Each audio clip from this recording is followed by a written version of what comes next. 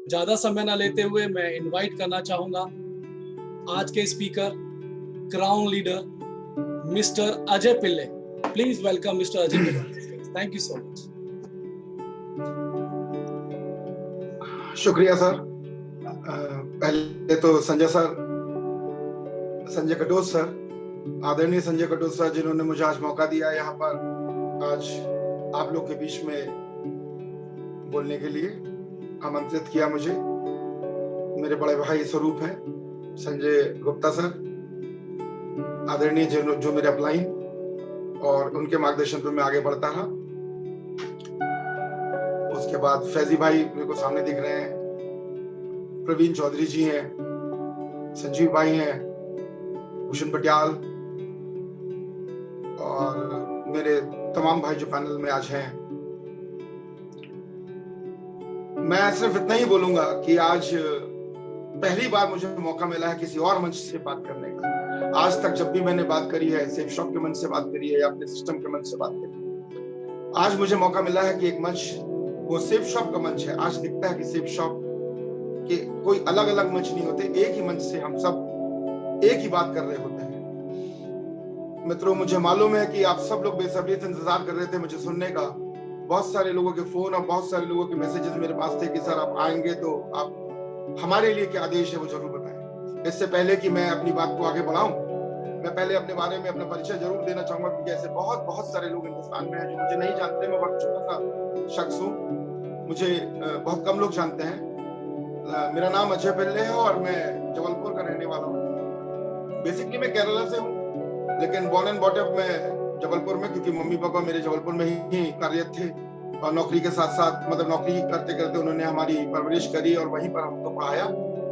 मेरी पढ़ाई, मेरे और मेरे बड़े भाई के, हम दो ही लोग हैं, मेरे और बड़े भाई की पढ़ाई जो है वो सेंट एलाइस स्कूल जबलपुर में हुई, जो हमारे शहर का सबसे अच्छा स्कूल है। वो तभी था और है भी आज। तो मुझे गर्व महसूस होता है कि गरीब परिवार में पैदा होने के बाद भी मेरे माँ बाप ने मुझे, हमारे पेरेंट्स ने मुझे, हमें सबसे अच्छी शिक्षा देने का प्रयास किया और हमें एक अच्छा नागरिक बनाने के लिए उन्होंने एक बहुत अच्छे स्कूल बनाया। दोस्तों, वहां से बताता हूँ बीच कहां से आई। वो स्कूल में हमारे जितने भी लोग थे उस स्कूल के अंदर, वो स्कूल क्योंकि प्रख्यात था, तो बहुत सारे बच्चे वहां पर जो थे वो अपर मिडिल क्लास और रिच लोग हुआ करते थे, और उनके साथ ही मेरा उठना बैठना भी होता था, उनके साथ ही मेरा रहना होता था। और धीरे धीरे लाइफ को देखने लगे कि लाइफ के अंदर स्ट्रगल भी है, लाइफ के अंदर मजा भी है। तो जब उनके साथ रहते थे तो मजा होता था, जब घर आ जाते थे तो कपड़े वाला घर होता था, और उस घर में रहने के बाद, वो कॉम्प्रोमाइजेस के बाद, थोड़ा सा हमें लगता था कि नहीं, जिंदगी में आगे बढ़ना है। और जिंदगी भी देखिए कैसे कहाँ ले जाती है। छोटी सी उम्र में, 17-18 साल की उम्र में फौज की नौकरी मिल गई, और फौज की नौकरी के साथ साथ अब हमको अपने शहर को छोड़ के आना पड़ा। ये दर्द जो है, ये दर्द मैंने कई बार बयान किया है, ये दर्द मेरा ही नहीं है दोस्तों, ये दर्द बहुत सारे उन नौजवानों का है।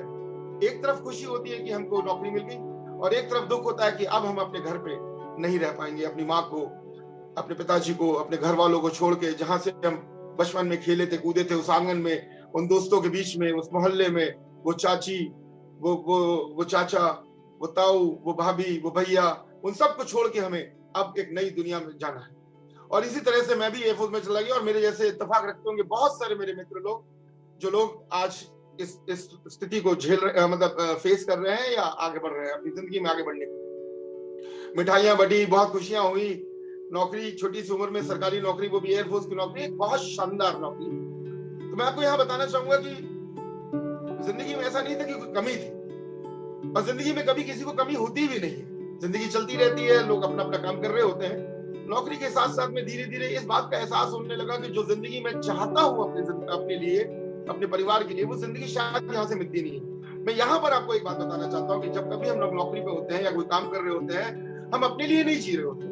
बचपन से लेके बड़े होने तक हम अपने माँ बाप के लिए जी रहे होते हैं, और उसके बाद शादी हो जाती है, शादी होने के बाद हस्बैंड अपने वाइफ के लिए, वाइफ अपने हस्बैंड के लिए जी रहे होते हैं, और जब बच्चे हो जाते हैं तो उसके बाद ताउम्र अपने बच्चों के लिए जी रहे होते हैं। तो ख्वाहिशें अपने लिए नहीं होती है, ख्वाहिशें हमेशा लोगों के लिए होती है। जब शादी नहीं होती थी तो कि माँ बाप के लिए, कि उनके कदमों में सारी खुशियां लेके डालते, ऐसे विचार आते थे। लेकिन वो छोटी सी पूंजी, छोटी सी नौकरी, छोटी सी सैलरी, उस सैलरी के अंदर अपनी जिंदगी को चलाना शायद आसान नहीं। और धीरे धीरे धीरे हम लोग इतने आदी हो जाते हैं अपनी जिंदगी के साथ कि उसके बाद बड़ा मुश्किल हो जाता है कि यू टर्न लेना, उस नौकरी को छोड़ के कुछ और नया सोचना, नया पूंजी लगा के कोई बिजनेस चालू करना बहुत मुश्किल हो जाता है। और फिर धीरे धीरे धीरे हम कोसने लगते हैं अपनी लकीरों को, अपनी किस्मत को, राहु केतु को अंगूठियां पहनने लगते हैं और ना जाने क्या क्या करते हैं। मैंने बड़े विस्तार से सोचा कि ऐसा क्यों हुआ, कि 2001 से पहले अजय पिल्ले क्या था और 2001 के बाद अजय पिल्ले क्या हुआ। मुझे नहीं लगा कि कोई चेंजेस आए, अगर चेंजेस आए तो कहां पर आए, इस पे मैं आज बात करना चाहूंगा। क्योंकि बात हम यही स्टार्ट करेंगे कि अगर जिंदगी बदलनी है तो क्या बदलना पड़ेगा। क्योंकि मैं जानता हूं कि बहुत सारे नौजवान किसान मेरे भाई लोग और बहुत सारे लोग यहाँ पर देख रहे हैं यहाँ बैठ के कि आज हमारी जिंदगी में परिवर्तन आएगा तो कैसे आएगा। बहुत सारे एसोसिएट जिन्होंने आज इस बिजनेस को ज्वाइन किया है, मैं समझता हूँ वो ज्वाइन नहीं किया है, वो सिर्फ उन्होंने एक एंट्री डाली हुई है और उनके पास एक नेम टैग है या उनके पास एक आई कार्ड है जिसमें वो अपने आप को सेफ शॉप खोलने समझते हैं या सेफ शॉप एक से पाई समझते हैं। जिंदगी को बदलने के लिए क्या क्या करना पड़ेगा, आइए देखते हैं कि पहला स्टेप क्या है। तो जब मैं नौकरी के बाद, जब नौकरी करते हुए जब मैं यहाँ पर सेफ शॉप में आया तो ऐसा कौन सा जादू चल गया, वो जादू क्या था जिसकी वजह से एक साधारण सा अजय पिल्ले, एक अजय पिल्ले क्राउन में बदल गया। वो 4000 लेने वाला अजय पिल्ले आज 15 लाख से 20 लाख रुपए महीने पे आ गया। ऐसी क्या बात, ऐसा कौन सा स्टडी कर लिया, ऐसी कौन सी डिग्री ले ली, नहीं डिग्री नहीं थी। तो हमने जानने की कोशिश करी कि ऐसी क्या बात। मैं आपको बताना चाहूंगा कि जब मैं स्कूल में पढ़ा करता था तो मेरे जो दोस्त लोग होते थे वो अच्छे सुपर रिच लोग होते थे। लोग सुपर रिच भी थे, अपर क्लास के भी थे और मिडिल क्लास के भी थे, मेरे जैसे लोअर मिडिल क्लास के। किसी तरह से हम अपनी जिंदगी को जी रहे थे, लेकिन मैं उनके बीच में रह के जब उनकी बातें सुनता था, जब उनके बीच में रहता था तो कहीं ना कहीं एक बात लगती है कि पैसा कमाना आसान है। और ये मेरा ही नहीं, ये हर किसी का वो दौर जो होता है, वो छोटा सा दौर होता है जब हम 18-19 साल टीन एज में होते हैं, तब वो दौर रहता है जहां पर हमें लगता है कि पैसा कमाना बड़ा आसान है। लेकिन नौकरी लगने के बाद में जब हम चंद हजार के हो गए और जब चंद हजार लोगों के बीच में रहने लगे, उन्हीं के साथ उठना, उन्हीं के साथ बैठना और उन्हीं की बातें सुनना, धीरे धीरे धीरे धीरे धीरे जब जिंदगी से रूबरू हुए तो लगने लगा नहीं पैसा कमाना आसान नहीं है। पैसा कमाना अगर आसान होता तो शायद हर कोई रईस होता। और मुझे लगता है कि मेरे जैसे ये ख्याल हर किसी को, जितने भी लोग आज मुझे सुन रहे होंगे या जितने भी लोग आज बाद में सुनेंगे या जिनसे भी आप मिलेंगे, आप अगर उनसे पूछेंगे तो वो ये बात बोलेंगे कि जिन लोगों की आज जिंदगी में तरक्की हुई है उसमें किस्मत का बहुत बड़ा हाथ है। मैं आपको वहां पर बताना चाहूंगा, सरासर बताना चाहूंगा, किस्मत तो जरूर हो सकती है लेकिन किस्मत भी उसी की बनती है जो ठान लेता है जिंदगी में कुछ करने के लिए। ये ठानना कैसा होता है, ठानना तब होता है जब विश्वास होता है कि हम कुछ कर पाएंगे। अरे हमने आज तक अपने आप को जिंदगी में अपने आप को हमने लोगों के निगाहों से अपने आप को देखा। 2001 से पहले तक अजय पिल्ले क्या था, लोग बताते हैं कि अजय तुम कुछ नहीं कर सकते, तुम 4000 के आदमी हो, तुम्हारे पास डिग्री नहीं है, तुम तो 12वीं पास हो, तुम तो ग्रेजुएट हो और ग्रेजुएट में कुछ होता नहीं है। तो लोगों के निगाहों से जब तक हम अपने आप को देखते रहेंगे हम अपने आप को बहुत कम आंकेंगे और जब तक हम अपनी कीमत बाजार में नहीं लगाएंगे बाजार हमारी कीमत लगाएगा नहीं। तो 2001 से पहले हमारी कीमत 4000 की थी, हम जानते थे हमारी कीमत 4000 की है, हमको 4000 से ज्यादा कोई दे नहीं सकता और हम अपनी जिंदगी को वैसे जी रहे थे। 2001 के बाद जब सेफ शॉप में आए और सेफ शॉप में जब आने के बाद अपने मेंटर्स से मिले, अपने लोगों से मिले, अपने कोच से मिले, वहां बैठे, वहां पर जानने की कोशिश करी कि तो हम है क्या और लोग अपनी जिंदगी को बदलते कैसे हैं। तो मालूम चला कि जिंदगी बदलने के लिए सबसे पहले यहाँ बदलना पड़ता है। सबसे पहले अपने चश्मे को निकाल के पोंछना पड़ता है, देखना पड़ता है कि जो चश्मा हमने लगाया है, जैसे हम संसार को देख रहे हैं, ये संसार वैसा है या नहीं। संसार वैसा नहीं है जैसे हम देख रहे हैं, हमको दिखाया गया है इसलिए हम देख रहे हैं। हमने अपने आप को जब आईने में देखा तो हमने अपने आप को आईने में सिर्फ 4000 का देखा। जिस दिन हम अपने आईने में अपने आप को 40,000 का देखेंगे तो जमाना हमको 40,000 देगा। जिस दिन हम अपने आईने में 4 लाख का देखेंगे तो जमाना हमको 4 लाख देगा। जिस दिन हम आईने में अपने आप को 40 लाख का देखेंगे उस दिन हमको 40 लाख देगा। मतलब यह है कि हम अपने आप को आईने में देखते क्या है। मेरा सवाल आप लोगों से है, जो आप लोग मुझे सुन रहे हैं, आप अपने आप को क्या समझते हैं? अरे जो आप अपने आप को समझते हैं आप ऐसा है नहीं, ये मेरी बात को आप मानिए। आपने अपने आप को पहचाना नहीं है। हम लोग कितने अच्छे से डिग्री और सर्टिफिकेट देते हैं लोगों को। अरे उसके बारे में पूछ रहे हैं, शर्मा जी के बारे में पूछ रहे हैं, वर्मा जी के बारे में पूछ रहे हैं, राहुल के बारे में पूछ रहे हैं, मेरे से पूछो, मेरे से अच्छा कोई जानता नहीं है उसको। अरे हम लोगों को सर्टिफिकेट देते हैं कि हम किसको जानते हैं किसको नहीं जानते हैं। पहले अपने आप को तो जान लो कि आप कौन। मैं आपको बताता हूँ, लोगों ने अपनी पूरी उम्र लगा दी है दूसरों को जानने में। और मैं समझता हूँ कि आज अगर 24 घंटे में सिर्फ 1 घंटा अपने आप को जानने के लिए लगा दो कि आप कौन हो। आप आईने के सामने बैठ के पूछ के तो देखो आपने कौन सा काम किया है जिसकी वजह से आपको तरक्की मिले। आपने ऐसा कौन सा सोच रखा है, आपके इर्द गिर्द कौन लोग हैं, आपने ऐसी कौन सी मेहनत करी जिससे आपको तरक्की मिले। और अगर आपका आंसर संतुष्ट है तब तो फिर आप सब तो मैं समझ सकता हूँ। लेकिन मैं जब अपने बूट कैंप्स करता था, जब मैं लोगों से बात करता था, तो मुझे 100 में से 99 लोग ऐसे मिलते थे जो बोलते थे कि सर हमने तो कभी कुछ किया ही नहीं, हमने तो सोचा ही नहीं कि अपनी जिंदगी को बदल पाएंगे। जब हम जिंदगी में सोचेंगे ही नहीं कि अपने आप को बदल पाएंगे, तो सोचेंगे तो बदलेंगे कैसे? मैं आपको छोटी सी बात से, मैं अपनी छोटी सी बात से आपकी इस बात को और आगे बढ़ाता हूँ और आपको समझाने की कोशिश करता हूँ। देखिए, हमारे को ऊपर वाले परमात्मा ने कभी भी किसी को भी गलत नहीं किया, किसी के साथ भी गलत नहीं किया। परमात्मा की जो चीजें बनाई हुई चीजें हैं, वहां पर आप 0.0001% भी आप उसमें से खोट नहीं निकाल सकते। आम के पेड़ में कभी जामुन नहीं हुआ।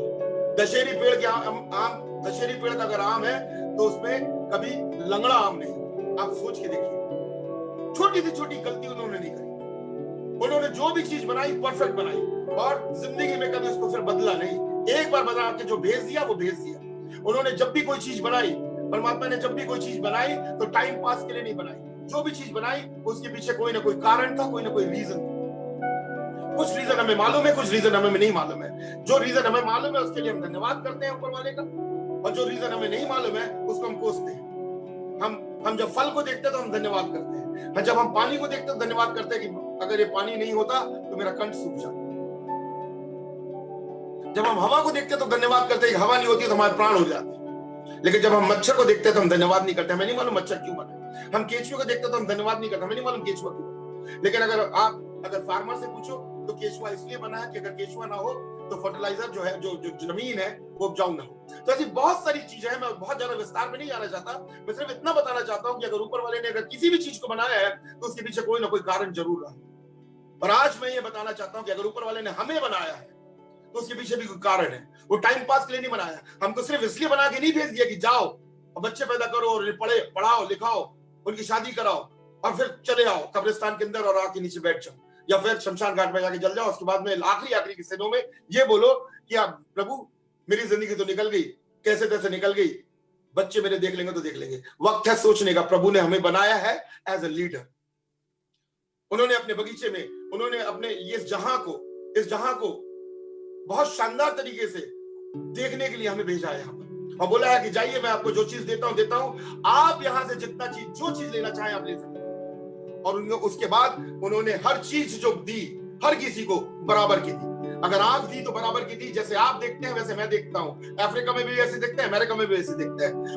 कोई लेडीज भी वैसी देखेगी, कोई जेंट्स भी वैसे देखेगा। मतलब हरे को हरी चीज हरी दिखती है और लाल चीज लाल दिखती है। मतलब आंखों में एक छोटा सा भी फर्क नहीं आता है, एक पॉइंट का भी फर्क नहीं आता है जब आंख के फंक्शन की बात होती है। कानों में वही आवाज सबको जाती है, वही आवाज सबको जाती है जो आवाज मुझे और आपको जाती है। अमिताभ बच्चन की आवाज यहाँ पर भी, अमेरिका में भी, ऑस्ट्रेलिया में भी, हर जगह एक ही आवाज सुनाई देती है। मतलब डिफरेंस नहीं है। गुलाब की खुशबू आपको भी और मेरे को भी सेम आती है। आंख का फंक्शन सेम, कान का फंक्शन सेम, नाक का फंक्शन सेम। गुलाब जामुन का टेस्ट आपको भी और मेरे को भी सेम आता है, थोड़ा सा भी डिफरेंस नहीं आता। आप सोच के देखिए, अगर सारे फंक्शन सेम है, अगर ऊपर वाली की फैक्ट्री से बनाई हुई चीज में सारे फंक्शन अगर सेम है, तो फिर ये फंक्शन अलग कैसे?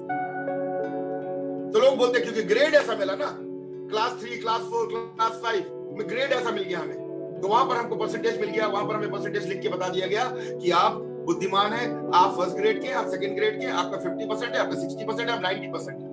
अरे पैसे कमाने के लिए 60% और 90% नहीं चाहिए, तरक्की करने के लिए 60% और 90% नहीं चाहिए। तरक्की करने के लिए जुनून चाहिए, तरक्की करने के लिए दिमाग के अंदर कोई प्लान चाहिए। इनपुट जैसा होगा आउटपुट वैसा होगा। मैंने कई सारी ट्रेनिंग में बात करी है। गुलाब जामुन डालेंगे तो मीठा होगा और मिर्ची डालेंगे तो तीखा होगा। साइकिल डालेंगे तो साइकिल निकलेगा, ऑडी डालेंगे तो ऑडी निकलेगा। हमने क्या डाला है? सवाल तो ये हमने क्या डाला? कई बार मैंने लोगों से बोला कि आप और मेरे में डिफरेंस क्या है? आपने जितना मांगा आपको मिल रहा है, मैंने जितना मांगा मेरे को मिल रहा है। तो जिंदगी से मांगा कम, हमने जिंदगी से मांगा कम, इसलिए जिंदगी ने दिया। अभी बात को देखना पड़ेगा हमको कि हमने मांगा क्या है। अब आप सोच के देखिए, जब आप आज ये वेबिनार खत्म हो जाए, इस ट्रेनिंग खत्म हो जाए, इसके बाद आप खुद पूछ के देखिएगा, मैंने जिंदगी से मांगा कम क्यों?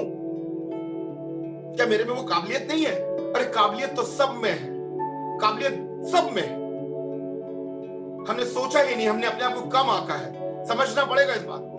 2001 में जब मैंने इस बिजनेस को ज्वाइन किया था तो काबिलियत वैसी ही थी जैसे आज है। बस समझना था मुझे कि मैं कुछ कर सकता हूं। और जब आप शेरों के साथ रहते हो, जब आप ऐसे दिलेरों के साथ रहते हो, और उसके बाद वो कंधे पे हाथ डाल के बोलते हैं कि तुम सब कुछ कर सकते हो, विश्वास हो जाता है। जैसे माँ बोलती थी तुम सब कुछ कर सकते हो, ऐसे ही हमारा लीडर बोलता है कि तुम सब कुछ कर सकते हो। और अगर आपको अपने अपलाइन पर अपने लीडर पर विश्वास है कि तुम सब कुछ कर सकते हो, और उस माहौल के अंदर जब हम बन जाते हैं, तब हम अपनी जिंदगी में आगे बढ़ जाते हैं।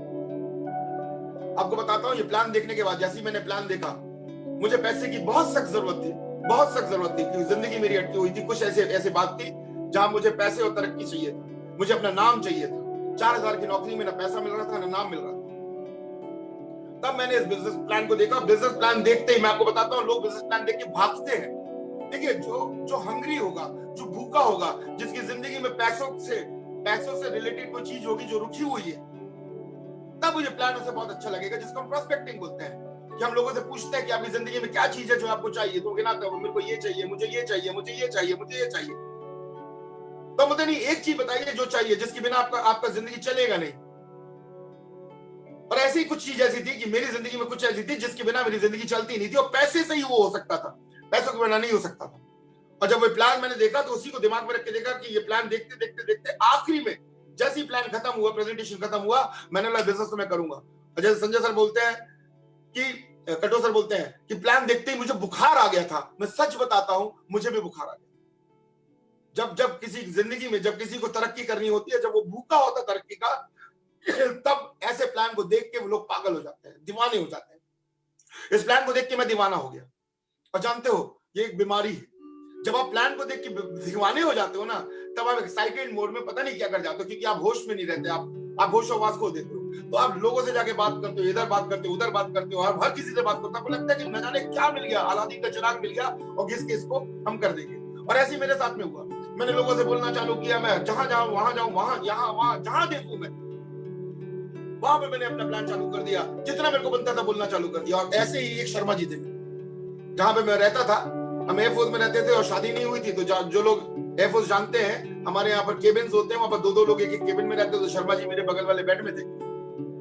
और हाव भाव तो ऐसी होता है, जब प्लान देख लेते, नया नया प्लान देख लेते, तो हाव भाव कैसा, चेहरा अलग होता है ना, चाल बदल जाती है, आंखों में चमक होती है, और पूरा मोटिवेशन रहता है। तो मुझे देख के शर्मा जी, अच्छा, मुझे बोला गया था कि प्लान मत दिखाना अभी, क्योंकि आप प्लान दिखा नहीं सकते हो।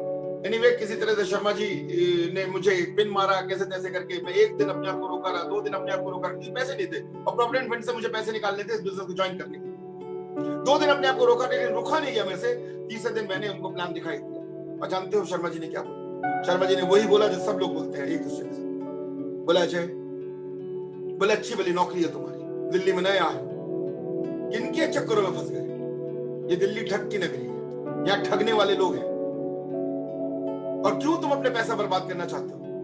और उस टाइम पे 6615 रुपए की ऑनलाइन मार्केटिंग हुआ, ऑनलाइन एजुकेशन का पैकेज हुआ करता था। हाथ में कुछ नहीं आता था, सिर्फ पासवर्ड आता था और लॉग आईडी आता था।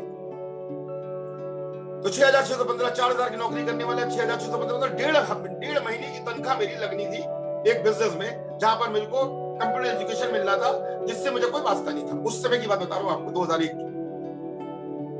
और ऐसे टाइम पे शर्मा जी ने मुझे पिन मार के मुझे समझाने की कोशिश करी। और कहते हैं ना कि जब आप किसी की बात ना मानो, क्योंकि मेरा ड्रीम इतना भारी था, मेरा सपना इतना भारी था कि मुझे किसी और की बात सुनाई दे ही नहीं रही थी। मैं तो बिल्कुल बहरा हो चुका था उनकी बात। तो वो बोलते जा रहे थे, मुझे समझ में नहीं आता। मुझे तो दिख रहा था मेरी माँ बहुत खुश हो जाएगी, मैं उनको गाड़ी में घुमा रहा हूँ, मैं अपना घर खरीद लूंगा, मैं अपना खुद का घर बनवा लूंगा, है ना, मेरा घर खुशहाल हो जाएगा। तो मुझे वो सब दिखने लगा। तो जब वो सब आपका हावी हो जाता है, तब आप बहरे हो जाते हैं, तब आप किसी और की बात सुनते नहीं। तो आखिरी में क्या हुआ? आखिरी में शर्मा जी श्राप दे दिया उन्होंने मुझे। मेरे को बोला कि अजय, 6 महीने में देखता हूँ तू कहां तेरी कंपनी का। ये बिल्कुल हकीकत बोल रहा हूँ, ये मैं कई बार बोल चुका हूँ, कई बार मेरे मुंह से लोगों ने सुना होगा।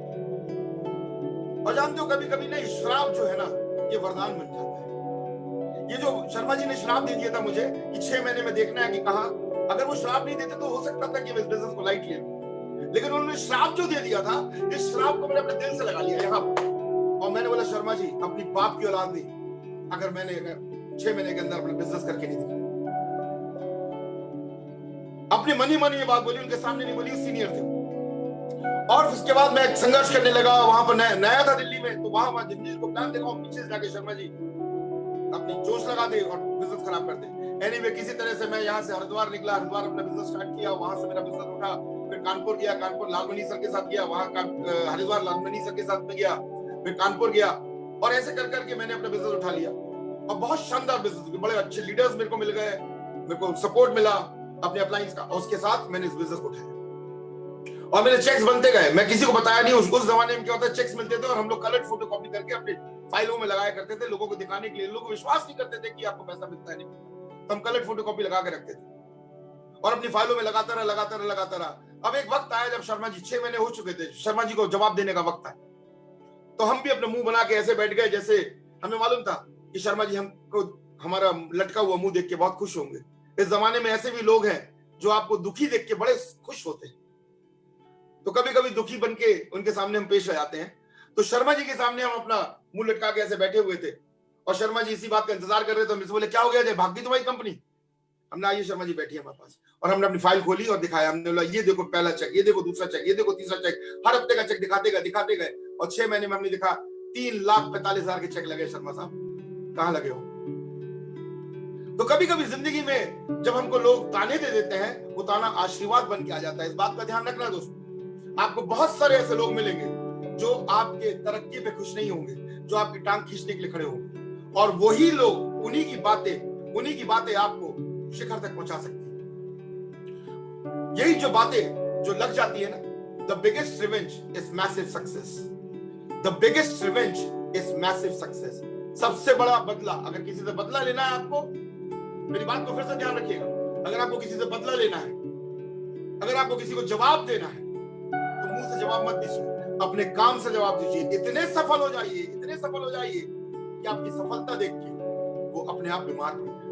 मैं नहीं चाहता कि कोई बीमार पड़े, लेकिन उनकी बातों को, उनकी कथनी को आपको गलत प्रूफ करना है। और यही बात मैंने हमेशा सिखाई है लोगों को।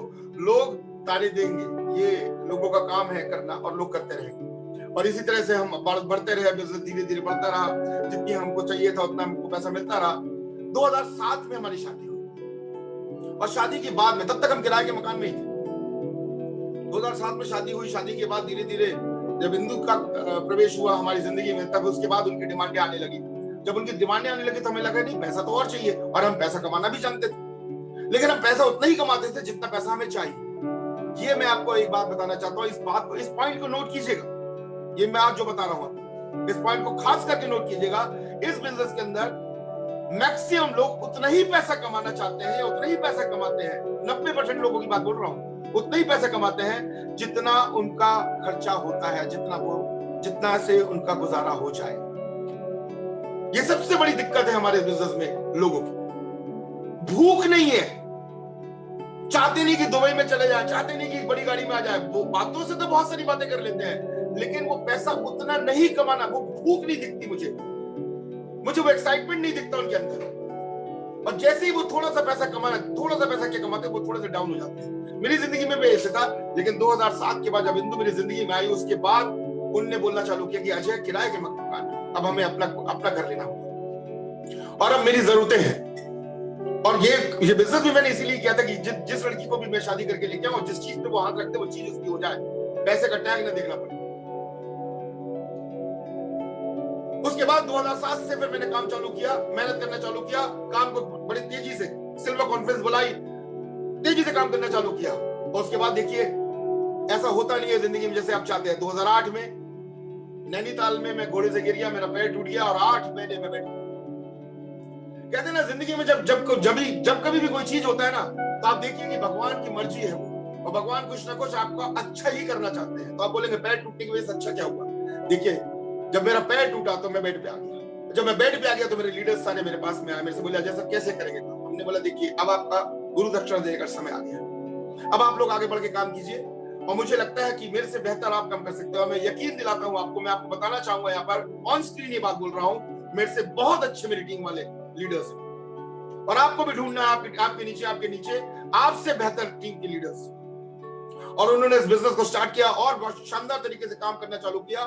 मैं बेड पे 8 महीने था, और 8 महीने के दौरान ऐसा कभी भी नहीं हुआ, किसी भी हफ्ता नहीं हुआ जब 1.25 लाख 1.5 लाख का चेक मेरे घर पे नहीं आता। और उन दौरान जब बेड में लेटे लेटे मैं ये बात सोचता रहा कि अजय, आज तुम्हारे साथ ऐसा हुआ है, कल किसी और परिवार में ऐसा हो सकता है। आज तुम्हारी तो टीम थी, तुम तो सेफ शॉप में हो, तुम्हारी टीम थी, तुम्हारे पास लीडर्स थे, तो आज तुमको फाइनेंशियल प्रॉब्लम नहीं हुई। लेकिन कल ऐसा हो सकता है कि किसी परिवार में कोई बंदा जो आज काम ना कर पाए, को बेड पे आ जाए, तो उनके बच्चों का क्या होगा, उनके घर परिवार का क्या होगा, उनका बैंक बैलेंस जब खत्म हो जाएगा, थोड़ा बहुत जमा पूंजी जब खत्म हो जाएगी, उसके बाद क्या होगा। और यही एक प्रेरणा स्रोत बना मेरे को आगे बिजनेस को और तेजी से करने का। और उसके बाद मेरे डंके बजा बजा के एक ही बात बोला कि बिजनेस में पैसे कमाए या ना कमाए, बिजनेस में आपके पास मर्सिडीज ऑडी आए या ना आए, लेकिन एक बात का ध्यान रखना, कभी जिंदगी में कभी वक्त ऐसा आ जाए तो हाथ ऐसा ना जाए, हाथ ऐसा ही, हाथ ऐसा कभी भी ना हो। और इसीलिए सिक्योरिटी के लिए काम करना स्टार्ट कीजिए। आप सिक्योरिटी के लिए काम करना चालू कीजिए और धीरे धीरे आप लोगों को सिक्योर बनाते जाइए। आपके पास मर्सिडीज ऑडी बीएमडब्ल्यू और जैगवार अपने आप आते चले जाएंगे। लेकिन सिर्फ जैगवार के लिए काम मत कीजिए, क्योंकि मैं नहीं समझता कि हिंदुस्तान का हर आदमी जैगवार ही चलाएगा। हिंदुस्तान का हर आदमी जैगवार चाहता है नहीं, हिंदुस्तान का हर व्यक्ति क्या चाहता है कि उसका परिवार सुरक्षित रहे। तो हम एक ही मोटो पे चले और सेफ शॉप ने हमको एक ही मोटो पे चलाना सिखाया। उन्होंने बोला कि देखिए, आप सुरक्षित तब होंगे जब आप लोगों के परिवार को सुरक्षित करेंगे। सेफ शॉप का नाम ये था, secure life, safe and secure, मतलब सेफ भी रहिए और सिक्योर भी रहिए, सुरक्षित रहिए। तो उन्होंने हमारे जहन में शुरू दिन से एक ही बात डाली, safety security, safety security, safety security. और हमने भी सिर्फ एक ही बात करी कि हिंदुस्तान में जब झंडे गाड़ेंगे सेफ शॉप के, तो उस झंडे के नीचे जो परिवार रह रहा होगा वो सिक्योर रह रहा होगा, वो सेफ रह रहा होगा। लेकिन कभी कभी कुछ लोग उस झंडे को निकाल देते हैं घर से बाहर, ऊपर से निकाल देते हैं। हमारे घर में जिस दिन झंडा गड़ गया 2001 में, उसके बाद वो झंडा लहराता ही रहा और इंशाल्लाह वो झंडा हमेशा लहराता ही रहेगा। हमारी मौत के बाद भी, हमारे जाने के बाद भी हमारे घर में वो झंडा सेफ शॉप का लहराता रहेगा। और यही आह्वान करता हूं सब लोगों से, झंडा जो लग गया है वो सिक्योरिटी का झंडा है, वो सेफ शॉप का झंडा है।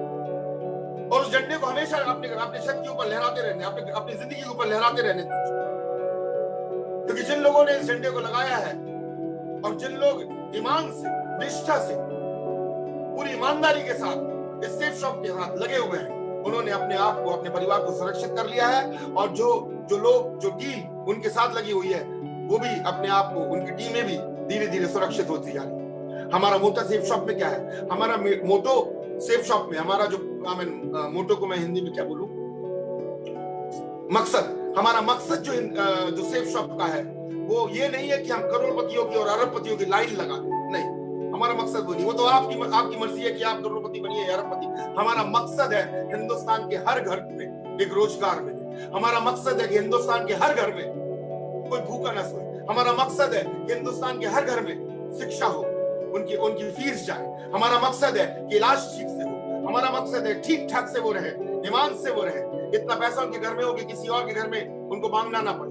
हमारा मकसद है कि वो अगर काम न कर पाए किसी टाइम पे, और तब भी उनके घर में वो पैसा आता रहे जो टीम से आता है, वो सिक्योर रहे। हमारा मकसद बहुत क्लियर है। हमारा मकसद है हमारे कंज्यूमर्स जो है, हमारे कस्टमर जो है, वो हमेशा खुश है अपने प्रोडक्ट के साथ। हम क्वालिटी पे काम करते हैं। तो इसीलिए आज जितने भी मेरे भाई लोग सुन रहे हैं, इसी मकसद को आगे लेके जाइएगा। आज 2020 में हमने क्या क्या नहीं कर दिया। 2020 में देखिए, सबसे पहले जो आशीर्वाद हमें मिला वो श्री रविशंकर महाराज गुरु जी का मिला। और उनके मुख से जो बात निकल गई, उनके मुख से बात निकल गई, विजय विजय। अरे आज तमाम कंपनियां हैं, मैं किसी भी कंपनी को गलत और सही नहीं बोलता हूं। सब लोग अपनी कंपनी को इसलिए चलाते हैं कि उनके पास भी एक एजेंडा है चलाने का, और वो अपना चलाते हैं, ईमानदारी से चलाते हैं या बेईमानी से चलाते हैं, वो मेरा लुकआउट नहीं है। और ऐसा नहीं बोलूंगा कि सारी कंपनी बेईमान है, मैं कभी भी ऐसा नहीं बोलूंगा। बहुत सारी ऐसी कंपनी है जो ईमानदारी से काम कर रही है। लेकिन सेफ शॉप में गुरु जी का आशीर्वाद मिला। सेफ शॉप को गुरुदेव श्री श्री रविशंकर जी का आशीर्वाद मिला, विजय ही विजय। 2020 में उन्होंने बोल दिया। आशीर्वाद मिला हमें श्री कृष्ण भगवान का, श्रीमद् भगवत गीता के रूप में। पूरे हिंदुस्तान भर के अंदर जितनी भी नेटवर्क मार्केटिंग कंपनी है, भगवान ने चुना हम लोगों को कि हमारे हाथों से गीता जी का वितरण हो। तो श्री कृष्ण भगवान का आशीर्वाद हमें मिला। इसके बाद अगर मैं 2020 की आगे बात करूं, तो लॉकडाउन में भी सेफ शॉप ने रिकॉर्ड तोड़ सेल्स कर, रिकॉर्ड तोड़ सेल्स। लॉकडाउन में सेफ शॉप एसोसिएट्स ने रिकॉर्ड तोड़ पे आउट्स। मैंने पे आउट्स देखा है लोगों को। मैं एक पे आउट देखता हूं, कोई दिखा देता है मुझे कि यार 10 लाख का चेक आ गया, 12 लाख का चेक आ गया। अरे लगातार दिखाइए ना हर हफ्ते का चेक, लगातार दिखाइए हर हफ्ते का चेक। और नहीं तो आप जाइए फेसबुक पे देखिए, सेफ शॉप में लगातार हमारे टाइगर्स, हमारे बड़े बड़े लीडर्स लगातार चेक पे बैठे हैं, 4-4 लाख, 3.5 लाख, 4 लाख, 15 लाख, 20 लाख के लगातार चेक है। अब आप मुझे बताइए, एक लॉटरी लगती है 2 करोड़ की, वो काफी है, या एक लॉटरी लगे 20 लाख रुपए, 25 लाख रुपए, 30 लाख रुपए की लॉटरी हर महीने लगे, वो अच्छा? आप मुझे समझा दीजिए, समझना आपको पड़ेगा।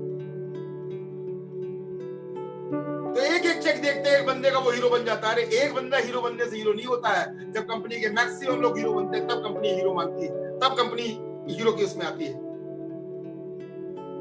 तो हमारे यहाँ पर वो हुआ संपूर्ण हनुमान श्रीमद् भागवत गीता का, और ऐसे रिकॉर्ड तो प्री बुकिंग हुई कि वो बुकिंग्स जितनी हुई हैं उतनी नॉर्मल कंपनियों के अंदर सेल्स नहीं होती है जितनी हमारी प्री बुकिंग्स हो चुकी लॉकडाउन पीरियड। प्रोडक्ट की डिलीवरी में देरी को आज की तिथि में रिकॉर्ड तोड़ समय में पहुंचाने का नया सिस्टम। मतलब यहां पेमेंट जमा हुई और यहां से माल निकल गया। कौन सी कंपनी ऐसी? मैंने मैक्सिमम कंपनीज को देखा फ्रेंचाइजी और स्टोर देते हुए। मैक्सिमम कंपनीज फ्रेंचाइजी और स्टोर्स क्यों देती हैं? लागत। हमारी कंपनी ने लागत लगाया, हमारी कंपनी ने बोला एक्सपायरी वाला चक्कर ही नहीं है। कोई भी एसोसिएट ऐसा नहीं होगा जिसको एक्सपायरी की प्रॉब्लम आ जाए। कोई भी एसोसिएट ऐसा नहीं होगा जिसको 5 लाख 10 लाख रुपए उनकी जेब से लगवा के उनको स्टोर खुलवाया जाए और फिर वो फंस जाए वहां पर, उनका माल ना बिके, अगर एक्सपायर हो जाए, कोई प्रॉब्लम आ जाए। हमें कंपनी ने बोला कोई बात नहीं, हम वेयर हाउस बनाते हैं, हम सारे खर्चे करते हैं, हम सब कुछ करेंगे और हम आपको उतने ही फास्ट डिलीवरी देंगे जितनी फास्ट डिलीवरी लोग फ्रेंचाइजियों से देते हैं।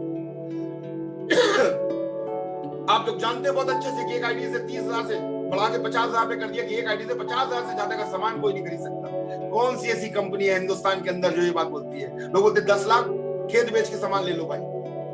लोग बोलते हैं कि अपने पैसा, जितना पैसा लगाओ, जितनी पूंजी लगी हुई है उस पूंजी से आप 5 लाख का 10 लाख का माल उठा के अपने पास रखिए। लोग धंधा कर रहे हैं और करेंगे। मैं गलत और सही नहीं बोलता हूं, मैं गलत और सही नहीं बोल रहा हूं, लेकिन हमारी कंपनी बोलती है कि 50,000 से ज्यादा का माल एक व्यक्ति एक आईडी से नहीं खरीद सकता। ये क्या बिजनेस है? नहीं, ये सिक्योरिटी है कि आप आराम से एथिक्स के साथ बिजनेस कीजिए। क्या गरीब क्या अमीर, सब बराबर है। आप कस्टमर तक पहुंचिए, कस्टमर को ऑनलाइन आने दीजिए। हम अगर ऑनलाइन बिजनेस कर रहे हैं तो ऑनलाइन ही जाने दीजिए सब कुछ। ये बात को समझना पड़ेगा, ये बात को समझना पड़ेगा। बड़ी बड़ी कंपनी जो खोल रही है, बोल रही है कि 5 लाख दे दो, 10 लाख दे दो, स्टोर खुलवा लो, ये कर लो, अपने घर में रख लो। क्यों? आप कंपनी चला रहे हो, आप भेजिए ना। आप क्यों लोगों से पैसा मंगवा रहे हैं? आप क्यों फ्रेंचाइजियां खुलवा रहे हैं? ये आपको देखना होगा। हो सकता है मेरा मत गलत हो सकता है कि आप मेरे से सहमत ना हो, लेकिन ये मेरा ऐसा मत है, इसलिए मैं आपके बीच में रखा हूं। और सेफ शॉप 800-900 करोड़ की कंपनी है और 800-900 करोड़ की कंपनी से आज 10,000 करोड़ की ओर जा रही है। 10,000 करोड़ की ओर अग्रसर हो रही है ये कंपनी। सब कुछ तैयार है, सब कुछ तैयार है और लीडर्स भी तैयार है और जबरदस्त एक धमाका होने वाला है अभी तो कुछ दिनों में। सब इंतजार कर रहे हैं कि क्या होने वाला है। पूरी इंडस्ट्री इंतजार कर रही है। हिंदुस्तान की हर एक नेटवर्क मार्केटिंग इंडस्ट्री आंख लगाए, टकटकी लगाए बैठी है कि सेफ शॉप क्या करने वाला है। हर एक लीडर बैठा हुआ है कि अगला कदम क्या होगा। और मैं सारे लीडर्स का आह्वान करता हूं कि हमारे दरवाजे खुले सब लोगों से और शानदार बिजनेस होगा यहां पर। कंपनी बिल्कुल फ्रंट फुट पे है, वॉर फ्रंट पे है। यहां पर हर कुछ तैयारी हो चुकी है और विजय का जो आशीर्वाद गुरुजी ने दिया है वो आशीर्वाद अब पूरा होने का समय आ गया है। 2018 में मैंने बोला था कि करोड़पति बनने का वक्त आ गया। अब हर कोई व्यक्ति कम से कम अपना घर, हमारी एक ही पुकार, सेफ शॉप की एक ही पुकार, सबकी गाड़ी सबका घर सबकी गाड़ी, क्या था? तो हमने बोला था कि एक गाड़ी और एक घर सबका होना चाहिए। कम से कम अपनी जिंदगी में मरते मरते एक रजिस्ट्री जरूर होनी चाहिए, एक घर होना चाहिए, छोटा हो या बड़ा हो।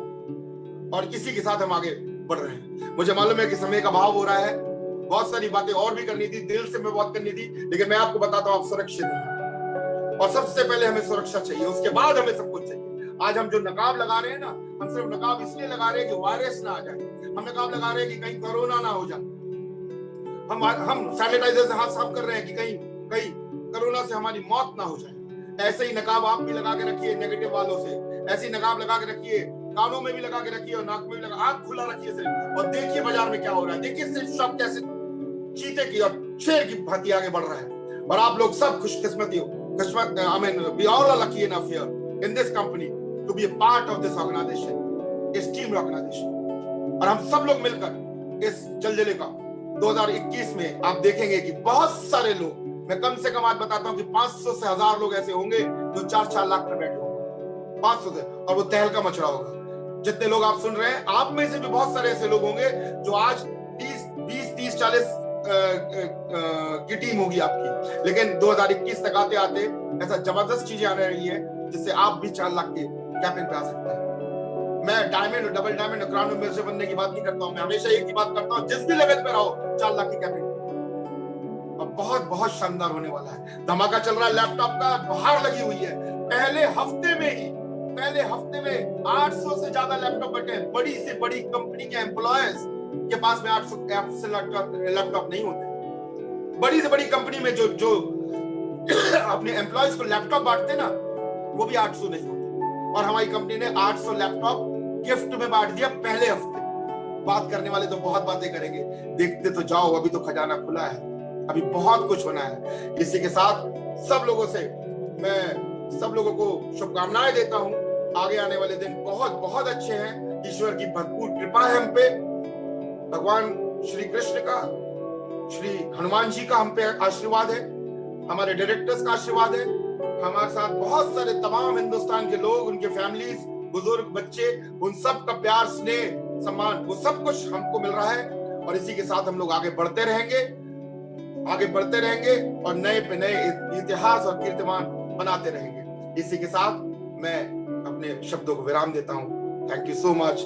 जय हिंद, जय शिव शॉप। हेलो दोस्तों, अगेन मैं आप सभी लोगों का तहे दिल से स्वागत करता हूं हमारे safe shop number 1 official channel पे। आप सभी लोगों का स्वागत है। और जितने भी लोग चैनल पे पहली बार आए हैं, हमारे चैनल को सब्सक्राइब करें, क्योंकि आने वाली कोई भी वीडियो आपसे मिस ना हो। और आज का वीडियो आपको कैसा लगा कमेंट बॉक्स में हमें कमेंट करें, और इस वीडियो को लाइक करें और ज़्यादा से ज़्यादा शेयर करें। थैंक यू, धन्यवाद।